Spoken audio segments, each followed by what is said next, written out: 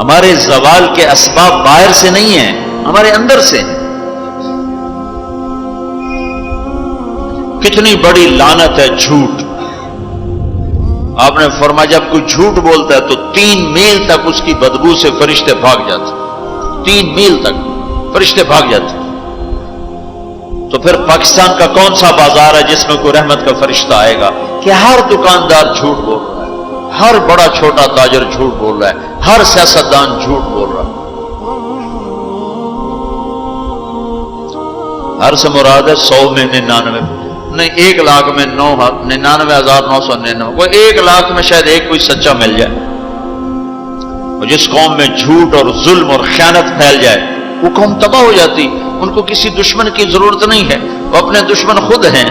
جسے نشہ کرنے والے کا کوئی دشمن نہیں، وہ اپنی ذات کا دشمن خود ہے۔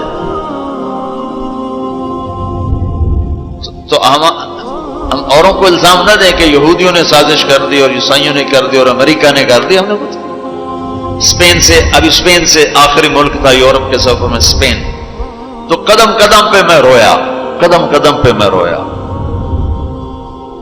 کہ کس طرح مسلمان آپس کی لڑائی میں ختم ہو کے رہ گئے۔ کہ پاکستان اسپین میرے سامنے یوں آتے تھے، یوں آتے تھے ایسے۔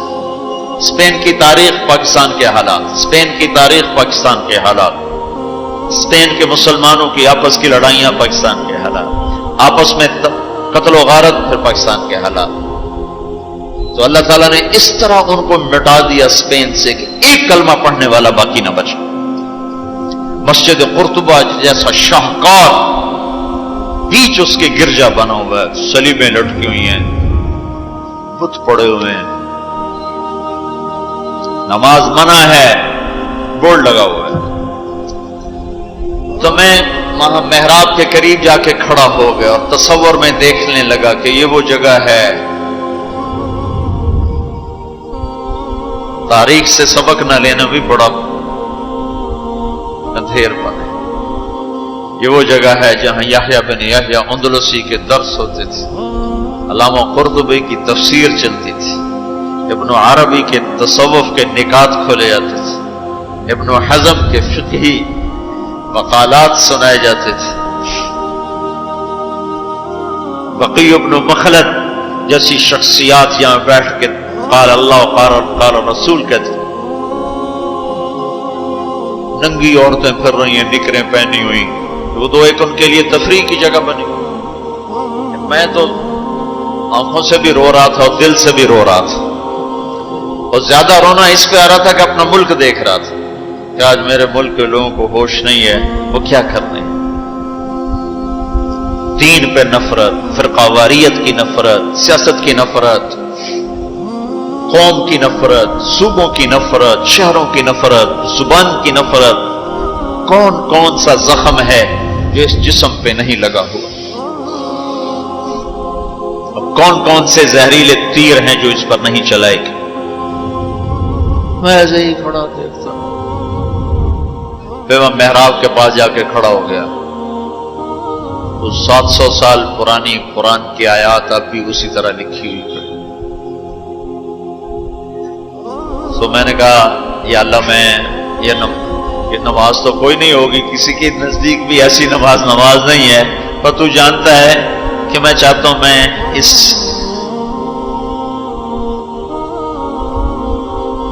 ارے میرے بھائیو، آپس کی نفرتیں مٹا دو اللہ کے واسطے، اپنی جان کے دشمن نہ بنو، معاف کرنا سیکھو، درگزر کرنا سیکھو، فرقہ واریت کی باتیں کرنا چھوڑو، تقریریں سننا چھوڑو۔ تاریخ میری کمزوری رہی ہے، میں بچپن سے تاریخ پڑھتا آ رہا ہوں، یہ تبلیغ میں لگنے سے پہلے ہی ذوق تھا تاریخ پڑھنا، تاریخ پڑھنا۔ جب تبلیغ میں لگے تو مدرسے میں آ گیا تو اور پڑھنے کا لگ گیا، پھر کچھ اللہ تعالیٰ نے یاد اچھی دے دی تو جو چیز پڑھی وہ یاد رہے گی، وہ سارا تسلسل، اور میں تو ایسے بس ڈوبتا ابھرتا رہا کہ یا اللہ، آج میں یہاں اس دھرتی پہ سجدہ نہیں کر سکتا جہاں 700 سال جن اینٹوں نے سجدے کے لمس محسوس کیے، جن اینٹوں نے تیرے لاکھوں کروڑوں پیاروں کے آنسو جذب کیے، جن در و دیوار نے تیرے ہزاروں محبوب لوگوں کے واز و ارشاد سنے، جن کونوں میں تجھے یاد کرنے والے ہزاروں لاکھوں کروڑوں انہیں روشن کرتے کرتے کرتے آج اسی زمین کے نیچے سوئے ہوئے ہیں۔ قرطبہ کے قبرستان پہ شہر بنا ہوا ہے، نہ کسی بادشاہ کی قبر باقی اور نہ کسی بڑے کی نہ کسی چھوٹے کی۔ میں یہاں نماز پڑھتا ہوں، میری نماز قبول کر لے۔ میں نے اشاروں میں نماز پڑھی، اللہ اکبر، پھر ثنا، پھر سجدہ، پھر رکوع، پھر سجدہ، اللہ اتنا کو کیا ہے، رکوع سجدہ اتنا کر کے تاکہ کسی کو، چونکہ جو داڑھی والا اندر آتا نا تو اس کے پیچھے سیکورٹی لگ جاتی کہ کہیں کسی کونے میں چھپ کے نماز نہ پڑھ لے، تو ایک سیکورٹی والا ہمارے پیچھے پیچھے کر رہا تھا۔ چلو یا اللہ میں بھی ان میں ہو جاؤں جنہوں نے اس مسجد میں نماز پڑھی تھی۔ اور میرا پاکستان اس دور سے گزر رہا ہے، نہ عوام کو ہوش ہے نہ خواص کو ہوش کہ کیا ہو رہا ہے۔ شاید اللہ تعالیٰ کسی کی فریاد پر آنکھیں کھول دے کسی کی۔ تو بھائیو محبت سیکھو، محبت سیکھو، درگزر سیکھو۔ اس تبلیغ سے خوبصورت محنت، سارے دین کی محنتیں حق ہیں جس سے خیر پھیل رہی، جس سے لوگوں کو نفع پھیل رہا ہو، لیکن میرے بھائیو دنیا بھی پھری ہے، تاریخ بھی پڑی ہے، اور کچھ اللہ تعالیٰ نے موقع دیا بہت زیادہ، اس کو بہت زیادہ سے مراد یہ نہیں کہ میں کوئی کتابوں کے انبار لگا دی، اپنی حیثیت کے مطابق میں آپ کو اندر کے یقین کے ساتھ کہتا ہوں کہ پہلے 300 سال کا تو کوئی مقابلہ نہیں، پہلے 300 سال کو چھوڑ کر ان 1100 سال میں تبلیغ جیسا کام کبھی نہیں ہوا۔ میں تمہارے سامنے ہاتھ جوڑتا ہوں، تبلیغ میں وقت دو۔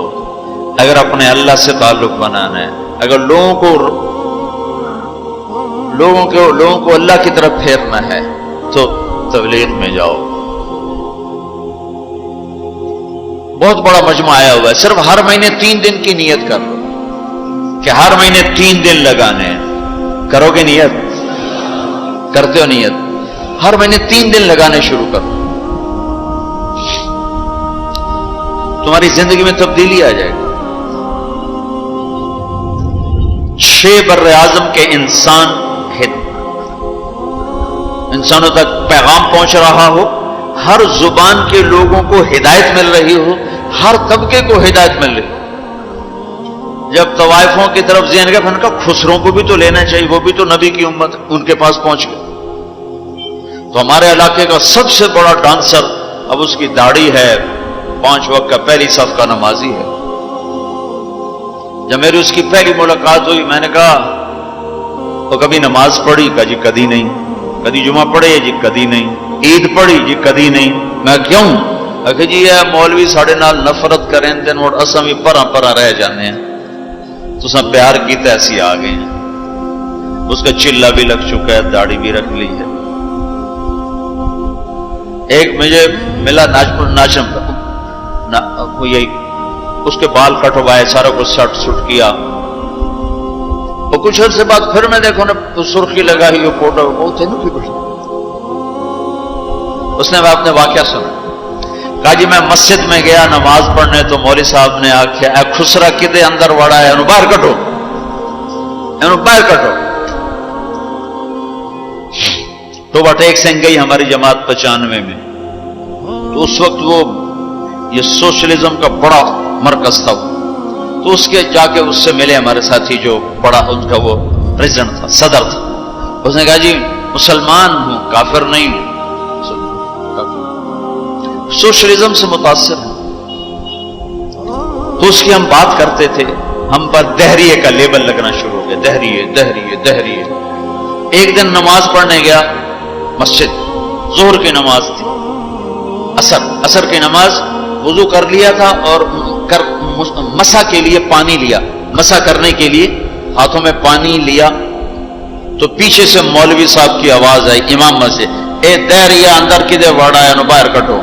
تو میں نے وہ پانی یوں کر دیا، اور اس کے بعد آج تک میں مسجد نہیں گیا۔ اس میں جتنا مجرم وہ ہے اتنا ہی مجرم وہ امام مسجد ہے جس نے یہ کہا ہے دیر یوں باہر کر دو۔ تو بھائیو، بہت بڑا مجمع بیٹھے ہو اوپر نیچے، اور اکثر نوجوان نظر آ رہے ہو، محبت سیکھو، اللہ سے صلح کر لو، توبہ کر لو۔ یہ جو لوگ چوریاں ڈاکے کر رہے ہیں ان کے لیے بھی دعا کرو کہ اللہ ان کو بھی ہدایت دے۔ وہ اس حال میں مر گئے تو پتہ نہیں کون سی جہنم میں جائیں گے۔ تو نیت کرتے ہو سارے؟ ایک نیت میں اور کروایا کرتا ہوں کہ بھئی آج تک جو ہوا ہوا، آئندہ توبہ، صلح کر کے اٹھیں، اللہ کی بارگاہ میں صلح کر کے اٹھیں۔ تو اس کی بھی نیت کرتے ہو؟ ابھی تمہارے آنے سے پہلے اسپین کے ایک ساتھی سے بات ہو رہی تھی، وہ جو میں آخر میں توبہ کرواتا ہوں، انہوں نے کہا جی آپ تو چلے گئے ہیں اور ہمیں مسلسل خبریں آ رہی ہیں، چونکہ وہاں پاکستانی بہت زیادہ شراب کا کام کرتے ہیں، ان کے ہوٹلز ہیں تو ہوٹل میں شراب چلتی ہے۔ انہوں نے کہا جی مسلسل ہمارے لوگ کہ اچھا جی توبہ کیتی ہے بھائی ایسی شراب بیچنی بند کرتی، شراب بند کرتی، شراب بند کرتی، مختلف جگہوں سے خبریں آ رہی۔ کہا جی ہم نے وہاں توبہ کی، ہم نے سوچا تھا مکے جائیں گے، وہاں جا کے توبہ کریں گے، لیکن وہ تو ادھر ہی انہوں نے ہمیں توبہ کروا دی، تو بس یہ ہماری توبہ، ہماری توبہ۔ تو ایک یہ کہوں گا کہ توبہ کر کے اٹھو، ٹھیک ہے؟ جو پیچھے گزر گئی اللہ معاف کر دے، آئندہ تجھ سے صلح کر کے چلیں گے، اور اگر کبھی پھر ٹوٹ گئی تو یہ کون سا اوکھا کام ہے، پھر توبہ کریں گے، پھر معافی مل جائے۔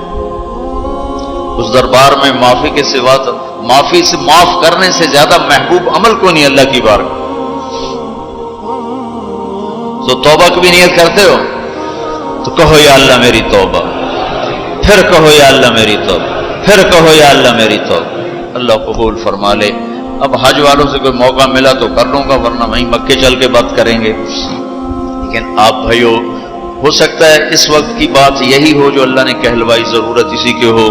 میں آپ سے گزارش کرتا ہوں محبت سیکھو، معاف کرنا سیکھو، ماں باپ کے آگے چپ رہنا سیکھو، بیوی کی کمی بیشی برداشت کرنا سیکھو، حتیٰ کہ اولاد کی کمی بیشی پر بھی ایک دم سیخ پانا ہو جاؤ، ہاتھ نہ اٹھاؤ، صبر کرو، حوصلے سے کام لو، اور ان کو پیار محبت سے سمجھاؤ۔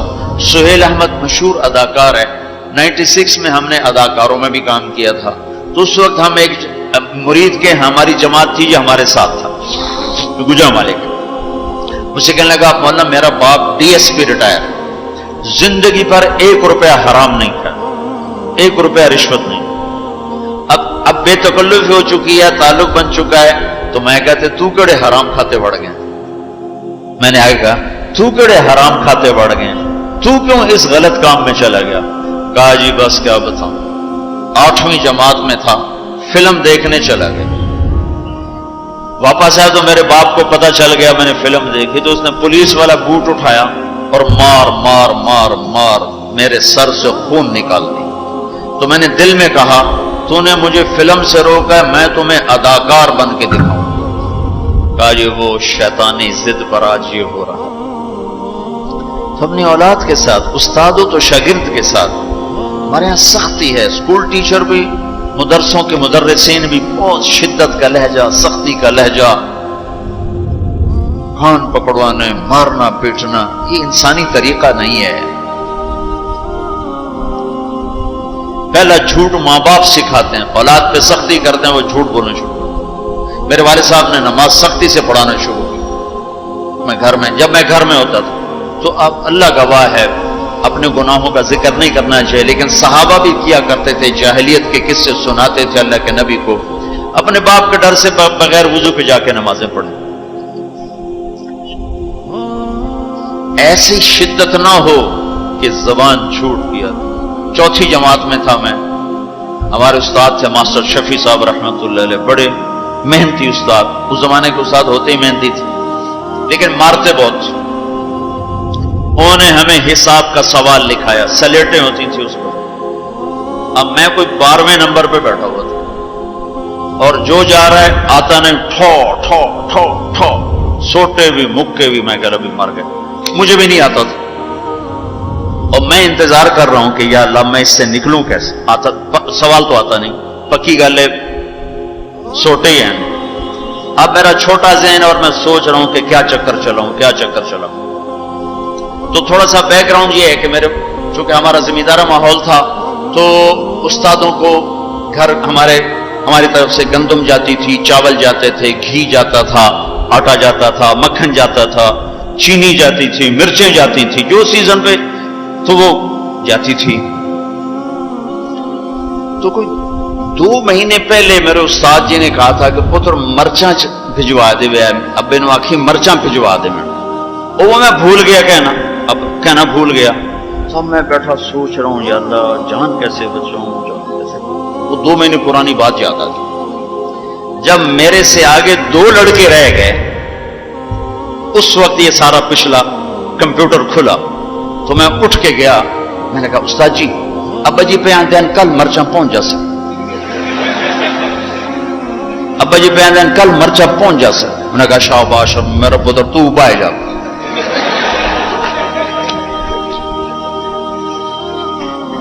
یہ جھوٹ کس نے بلوایا؟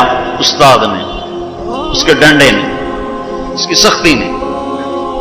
ماں باپ سے بھی کہتا ہوں, مدرسے کے علماء سے کہتا ہوں, اسکول کے ٹیچروں سے کہتا ہوں, محبت سیکھو, محبت سکھاؤ.